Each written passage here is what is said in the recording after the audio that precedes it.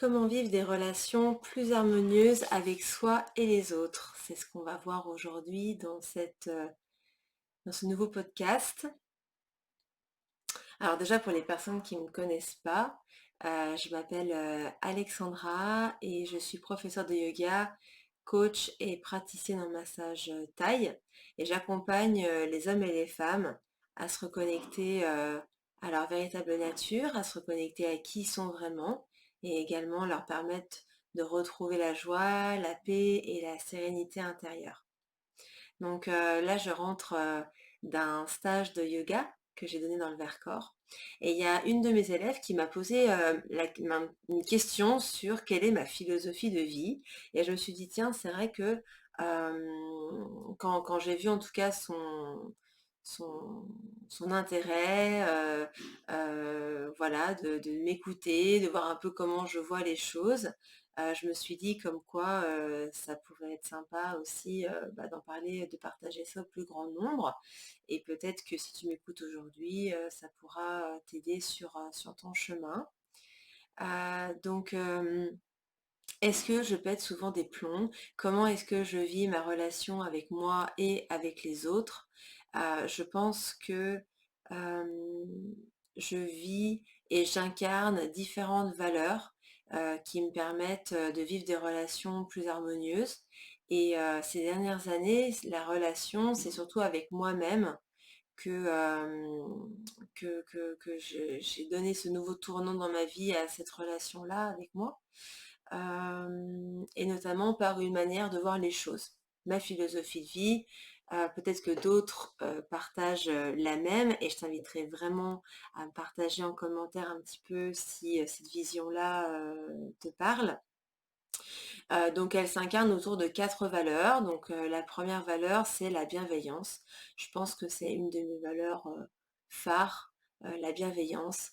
Pouvoir accepter l'autre tel qu'il est, comme il est, là où il en est dans sa vie, avec sa manière de penser, sa manière de voir les choses. La bienveillance, ça m'accompagne vraiment au quotidien et je l'ai cultivé déjà avec moi-même. Ces dernières années, j'ai fait un grand pas en avant, j'ai beaucoup cheminé pour m'accepter un peu plus telle que je suis et notamment avec toutes les émotions qui me traversent et aussi mes différentes pensées ou mes schémas de comportement dans ma manière de vivre, etc. Ça m'a demandé beaucoup de travail sur moi. Et donc aujourd'hui, ayant déjà du coup bien ancré cette bienveillance-là envers moi-même, alors je dis pas, hein, je suis humaine, c'est pas non plus évident tous les jours, mais en tout cas, j'ai quand même, je trouve, atteint, on va dire, franchi déjà quelques paliers de bienveillance envers moi, d'acceptation de qui je suis. Donc déjà pour moi, la première des choses, c'est quand je suis face à quelqu'un ou quand je suis face à moi-même, c'est déjà m'apporter de la bienveillance, de m'accepter comme je suis, de ne pas vouloir me changer, essayer un minimum de me juger pour ce que je pense, pour ce que je fais, pour ce que je ne fais pas, ce que j'aimerais faire. Déjà comprendre ça, m'accueillir comme je suis. Donc à partir du moment où je m'accueille comme je suis, je peux accueillir l'autre aussi comme il est. Donc ça c'est déjà un premier point. La deuxième valeur que je mets vraiment au centre de relations harmonieuses, c'est l'ouverture d'esprit. Chacun a son point de vue. Moi j'ai le mien, toi t'as le tien, les autres, voilà, on vit dans une société où la prise de parole est encore plus présente qu'auparavant. Chacun partage son point de vue, sa vision sur la vie. Et je pense que coller finalement à cette valeur de l'ouverture d'esprit, j'ai même finalement la remise en question. Alors, il y a des sujets sur lesquels, bon, j'ai vraiment mon avis, etc. Mais néanmoins, j'aime bien aussi écouter l'autre pour comprendre un petit peu son point de vue, qu'est-ce que ce sujet-là représente pour lui, qu'est-ce que ça veut dire pour lui, et pourquoi est-ce qu'il voit les choses d'une manière différente de ce que moi je vois. Donc voilà, ne pas rester campé toujours à 100% sur ses positions. Euh, Moi, je reste campée sur certaines pensées, certains modes de fonctionnement, mais néanmoins, je me dis que j'ai pas la science infuse et je vois pas pourquoi c'est moi qui aurais plus raison que quelqu'un d'autre. Donc, du coup, j'aime bien être dans cette ouverture-là d'esprit et puis de me dire que je peux toujours apprendre de l'autre, que sa vision n'est pas forcément meilleure ou moins bien que la mienne et que je peux aussi, à un moment donné, voir les choses sous un autre angle. Donc voilà. La troisième valeur, c'est la valeur de la compassion. J'ai personnellement cheminé depuis ces 6 dernières années. J'ai énormément, je trouve, avancé, évolué, que ça soit dans une meilleure compréhension de mes émotions, de qui je suis, de comment je fonctionne, de compréhension de mon propre rythme, de ce en quoi je crois aussi. Il y a des moments où je ne croyais pas en certaines choses et puis au fil du temps, j'ai commencé à m'ouvrir à d'autres, sur d'autres sujets qui auparavant ne me parlaient pas vraiment ou auxquels je ne croyais pas vraiment. Donc du coup, étant passée par là et sachant que bah, en fait tout arrive au moment juste, tout arrive bah, quand c'est ça veut dire la même chose, quand c'est le bon moment dans tous les cas, je pense que chacun avance sur son chemin à son rythme. Et j'ai une de mes professeurs qui en EFT qui disait que de toute façon on ne peut traiter que ce que l'on a dans la conscience. Donc euh, si, si l'autre en face de moi n'est pas encore ouvert, par exemple un truc tout bête, hein, si l'autre en face de moi n'est pas ouvert à pratiquer le yoga, bah peut-être qu'il ne le sera jamais, mais peut-être qu'un jour il y aura un déclic et que cette personne pratiquera le yoga. Tout, mais bon, ça peut être peu importe n'importe quelle pratique ou ça peut être n'importe quelle chose. Je veux dire, on peut très bien être fermé à la politique, à la finance, à l'art, à toute chose. Et puis un jour, il y a un déclic, on rencontre quelqu'un et puis cette personne nous parle d'un truc, puis on se dit, ah mais oui, en fait, j'avais pas vu ça comme ça et du coup, c'est intéressant et du coup, on va commencer comme ça à déconstruire un petit peu des croyances, des fonctionnements internes et nous ouvrir à d'autres choses. Donc pour moi, la compassion est essentielle de comprendre que l'autre, bah, en effet, il en est là où il en est actuellement, et puis que bah, il avance pas à pas, et puis que bah, si cette personne n'a pas envie, par exemple, de changer, d'évoluer dans sa vie, etc., bah, ça le regarde aussi, et on n'est pas, par exemple, surtout dans le chemin du bien-être, du développement personnel, de la reconnexion à soi, qui est vraiment mon domaine, bah, voilà, peut-être que tout le monde n'est pas ouvert à ça, et finalement, quand je suis, pour donner un exemple, dans une conversation et qu'une personne, voilà, va me donner X, Y raison pourquoi elle adhère pas du tout à ce que je fais, bah en fait c'est ok. Elle en a peut-être pas besoin, ou c'est peut-être pas le bon moment.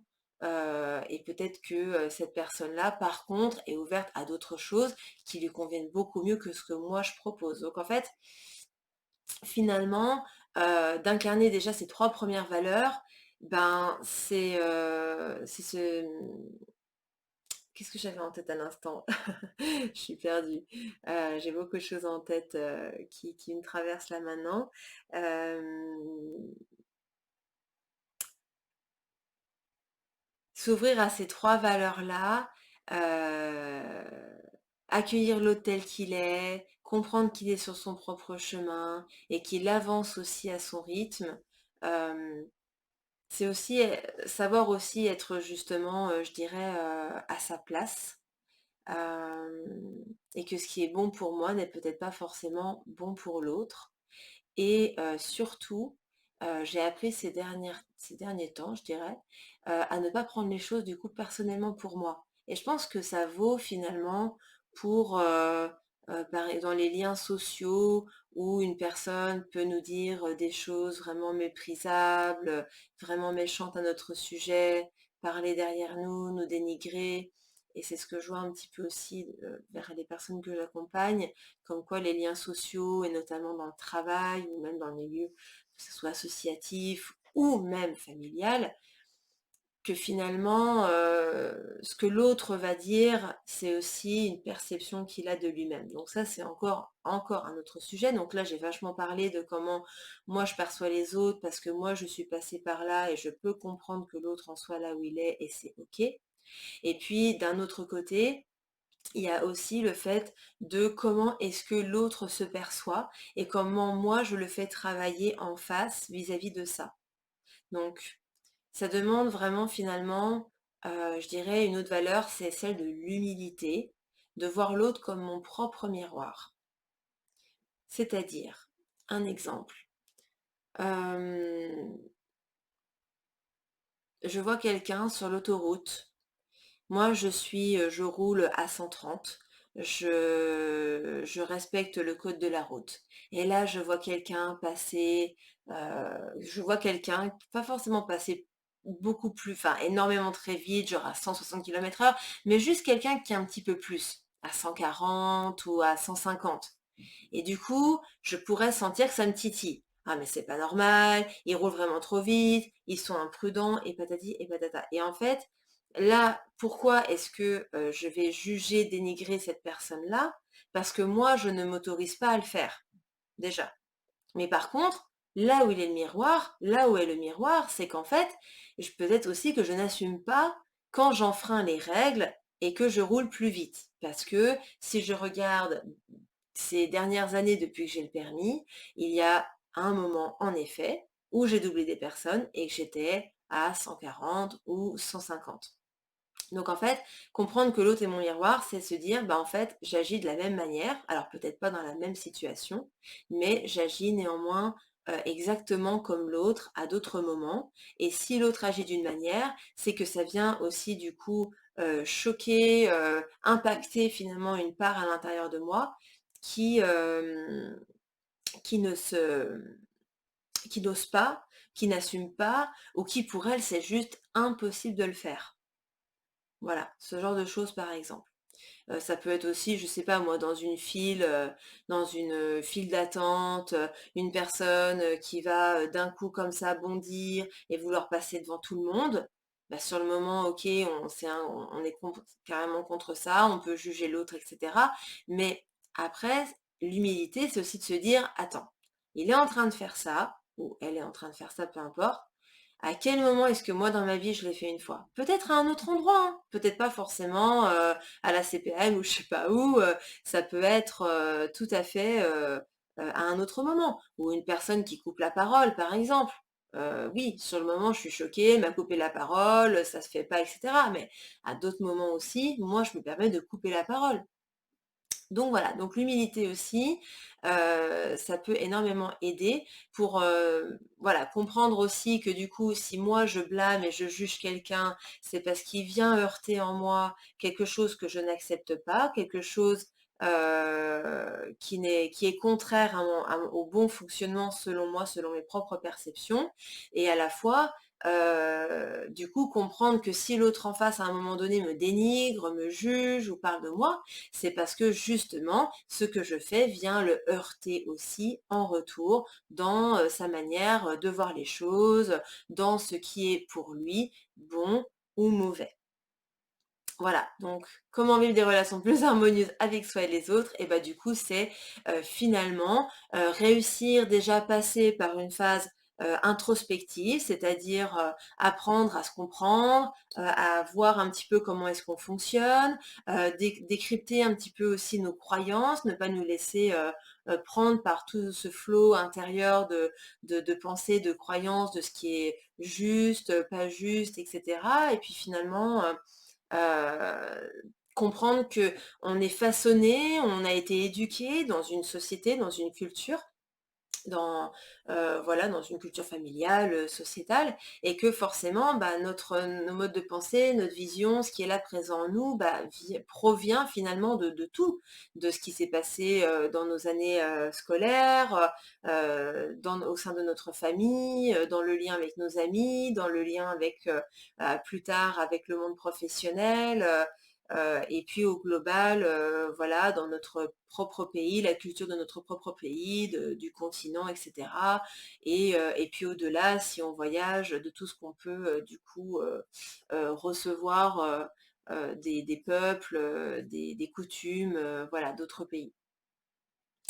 Voilà, donc pour clôturer un petit peu ce podcast aujourd'hui, ce petit partage du jour, ma vision intérieure à moi, c'est finalement que je pars du principe que dans mon corps, nous sommes tout un monde intérieur, tout un peuple intérieur. Il y a, des pays différents, des peuples différents et qui du coup constituent, des modes de pensée, des croyances, des schémas de fonctionnement et cetera. Et j'apprends du coup, quotidiennement, bah, à vivre, à faire avec, du coup toute cette famille intérieure qui me compose et du coup à décrypter quand, justement à savoir aussi décrypter cela. Par exemple, quand quelqu'un vient toucher, en moi quelque chose parce qu'il fait quelque chose, et que du coup je me mets dans un espace de jugement, et bah, j'arrive aussi à envoyer de la compassion envers moi, et de la bienveillance en me disant: «Bah, en fait, il y a une part de moi qui pour elle, c'est juste impossible, mais c'est une part de moi et ce n'est pas moi complètement». Donc voilà, donc j'entame un petit peu ce processus-là du monde intérieur. Je pense que je ferai, un autre audio qui sera, du coup, dédié un petit peu plus, je pense, à cette thématique. Mais pour l'heure, voilà, je t'invite là avec, ce que tu as pu, écouter aujourd'hui, dans cette vidéo et audio.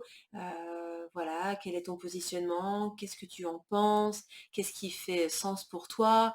Est-ce que tu avais vu les choses sous cet angle? Est-ce que tu incarnes déjà certaines de ces 4 valeurs, dans ta vie? Voilà, comment est-ce que toi aussi tu avances? Je serais ravie de te lire, de savoir un petit peu plus, ton mode de pensée. Et puis, bah, comme toujours, si tu penses que, ce partage du jour, peut aider une personne, dans ton entourage, que ça ferait du bien à cette personne d'entendre ce que j'ai partagé, et ben tu peux partager sur les réseaux. N'hésite pas à mettre un petit like et à commenter. Ça me fera plaisir de te lire. Voilà, belle journée et puis on se retrouve très vite. À bientôt.